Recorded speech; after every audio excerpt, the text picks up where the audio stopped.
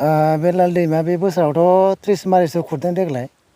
आरो सेमोनबो बिदिनो बोसोर बोसोर खुरै खुरै बर्थमान आधा हायानो थांबाय जोंना सोरांसे गामिया आधानि बारा थांबाय दा मेन आबाद फोथारानो माने जोंना दा थांना दंहैयो दा आबाद मावनायाव जोंहा बहुद उसुबिदा जाना दं आबाद मावनो हाया खम जाना दं मैगं थाइगंनिफ्राय हक बा माइ खेथि खालामनायाव जोंहा माने बहुद उसुबिदा जाना दं आरो बेखौ होबथानो थाखाय बेनि थाखायथ' दासिमहालागै सरकारा होबथानायनि राहा जेबो लानाय नुवाखै जों आरो लायाखैबो ओंखायनो जों सानो थाबैनो जुदि बे गरा खुरखायैनि बेबस्था लायोबा मोजां नङाबा लासै लासैनो बे गामिया साननैसो उनावनो दैमायाव माने गोमोरलांगोन बेबादि माने जाना दं जों सरकारखौनो खावलायो थांनाय बोसोरावबो बिथां जोंनि जायगानिनो MLA बिथाङा नायफैदोंमोन लोगोसे बिथांमोनजों जोंनिनो आफादनिबो मानसि फैदोंमोन आरो पन्सायत लेभेलनिफ्राय फैदोंमोन लोगोसे बिदिनो गामिनि रायजो राजाखौ लानानै बिथाङा बुंलांदोंमोन जे खालमासि बिनि पार कभार बा माबा मोनसे खालामना होगोन होननानै बिथाङा होलांदोंमोन खिन्थु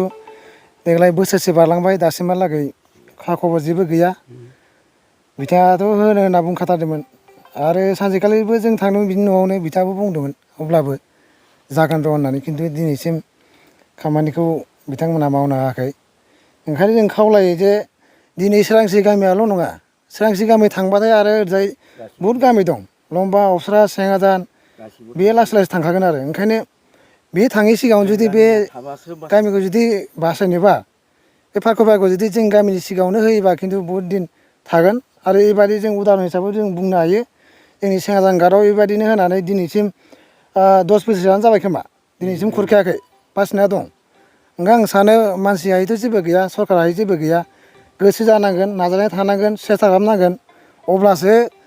बे गामिया थागोन आरो बे गामि थानायजों लोगोसे बाखि गामिया थालांगोन अकल सोरांस्रि गामियाल' जे गरा खुरखाना थांगोन बे नङा खाथि खालानि गामियावबो थांगोन आरो बेहाय जोंहा दा गामियाव बहुद बिदिनो कारेन्टनिफ्राय लानानै स्कुल दं जोंना कारेन्ट जाना दं बायदिसिना बिदिनो सरकारनिफ्राय एसे एनै कमिउनिटि हल बायदिसिना लेट्रिनफोर फैदों बेफोर माने ओरैनो दैयाव थांनाय जागोन आरो बे अबस्था जाना दं दा जोंनि गामियाव बे समाव जोंथ' लुगैयो जे बिथांमोना जेनेबा सरकारजोंबा एसे एनैखौ खोथाखौथ' एसे सावरायबाय थाखायो नालाय बिथांमोनखौ बुंनानै जुदि बे खामानिखौ जुदि मावना होनो हायोबा जों सोरांस्रि गामिनि बे गरा खुरखानायखौ होबथानो थाखाय अब्ला जों गोजोननाय मोनगौमोन बा मोजां मोनगौमोन जों बेखौनो जोंनि दैदेनगिरि बिथांमोनखौ जों जोंनि सोरांस्रि गामिनि रायजो राजाजों जानानै गुरैयै खावलायनाय जायो जाहाथे थाबैनो जुदि एक्सनखौ लायोबा मोजां जागौमोन नङाबा लासै लासैनो सोरांस्रि गामिया माने दैमायाव माने गोमालांगोना एकदम निस्सय जाना दं आरो बे जायगाया जोंनि धेमाजि जिल्ला आरो बेनिफ्राय जुनाय महकुमा गोलैयो ओमफ्राय जोंनि संखं जिपि गोलैयो बे जायगाया जोंनि गामिनि नामा जाबाय सोरांस्रि बर' गामि दैमानि नामा जाबाय लालि दैमा नोंथांमोना मोगा मोगि जानो गोनां जादों दा जोङो गरा गुगानिनि जेंमायाव जेनेबा सिगां खेबसे पारकुपाइन होदोंमोन बे खामानि जादिया उनाव आरो जोङो होनदोंमोन जे पारकुपाइनखौ होना हो मोजांहाय सिरस्थायै बे उननि माबा 2010 सननिफ्रायनो गराया लासै लासै गुगानानै थांनानै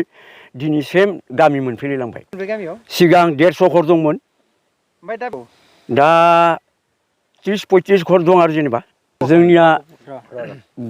खेथि बाथियाबो गरा गुगाय मोजां हाया थांजोबनाय दा खेथि बाथिया बहुद दा जायानो जाना दं गथिखे खेथि बाथि मोनैनि थाखायनो बहुद जादों जों बुंबाय थादोंमोन गोदोनिफ्रायनो जोंनो गरा खनियाखौ माने पारकुपाइन हक जि हक गरा फोजोबना होनांगौ होनना खावलायदों नोंथांमोना गरा गुगानाय जेंनाखौ फोजोबना होनांगौ होननानै जों बुंदोंमोन नाथाय बिदिनो होगोन होनना बुङो दासिम होथ'वाखै